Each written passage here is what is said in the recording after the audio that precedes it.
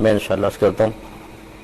جوابات کی طرف آتے ہیں. ایک آف ایئر کوشچن کیا گیا تھا کہ کوئی خاتون ہے وہ عدت میں ہے اور ان کے شوہر کا ابھی کچھ عرصے پہلے انتقال ہوا, عدت ابھی چل رہی ہے, اور وہ خود یہ خواہش کا اظہار کریں کسی کو فون کر کے کہ آپ میرے لیے کوئی اچھا رشتہ تلاش کریں تاکہ میری بہنیں جو ہیں وہ سب شادی شدہ ہیں تو میری بھی شادی ہو جائے.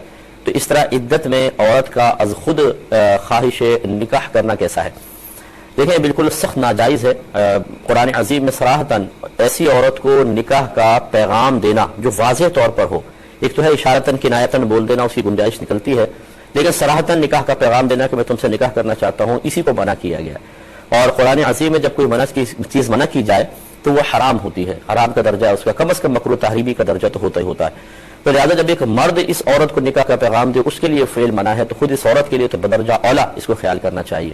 اور یہ بڑی عجیب و غریب صورتحال ہے کہ شوہر کی نعمت اس سے ابھی چھینی ہے اور 4 ماہ 10 دن اس شوہر کی نعمت کے چھن جانے پر اظہار افسوس کرنا اس پر واجب ہے, اور یہ کچھ ہی دن بعد نئے شوہر کی تلاش کے مشن پہ روانہ ہو گئی ہیں اور خواہشات بیدار ہو رہی ہیں. تو اس طرح خواہشات کرنا اور پہلے شوہر کو بالکل یکسر بھلا دینا یہ بہت ہی نامناسب بات ہے.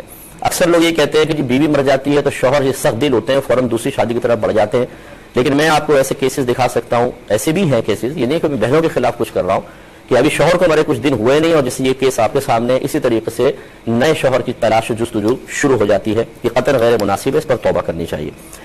ٹھیک ہے, بھائی نے کوشچن کیا کہ کیا قربانی کا گوشت غیر مسلم کو دے سکتے ہیں؟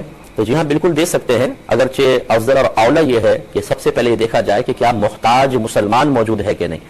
اگر 2 محتاج ہیں, ایک مسلم ہے ایک غیر مسلم ہے, تو شرعی لحاظ سے مسلمان کا حق چونکہ زیادہ ہے, وہ آپ کا مسلمان بھائی ہے, اسلام کے حق کے ناطے وہ پہلے مستحق ہے اس کو دیا جائے.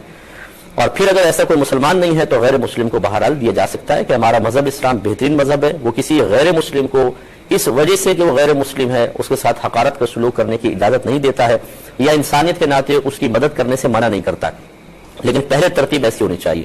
ہاں اگر وافر مقدار میں گوشت ہے کہ آپ مسلمان محتاجوں کو بھی دے سکتے ہیں اور کافر محتاج کو بھی, تو پھر دونوں کو دینے میں کوئی حرج نہیں ہے. یہ کہتے ہیں کہ